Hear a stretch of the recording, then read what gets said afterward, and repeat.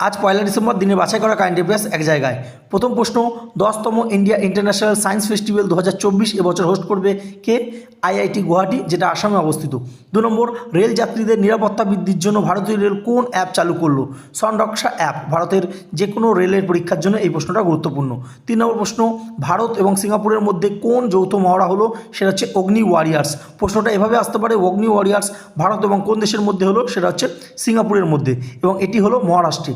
4 নম্বর প্রশ্ন, Asian development ব্যাংকের 11তম president হিসেবে নির্বাচিত হলেন কে? মাসাতো কান্ডা, জাপানের একজন ব্যক্তি, এবং এশিয়ান ডেভেলপমেন্ট ব্যাংকের হেডকোয়ার্টার ফিলিপিন্স।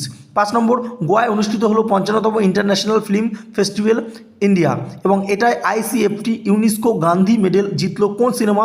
সেটা হচ্ছে ক্রসিং সিনেমা, এবং এখানে পার্সোনালিটি অ্যাওয়ার্ড জিতেছেন ভারতবর্ষের বিক্রান্ত মেসি, যিনি 12 ফেল সিনেমায় হিরোর ভূমিকায় অভিনয় করেছেন। ভিডিওটা ভালো লাগলে অবশ্যই লাইক করো। ধন্যবাদ।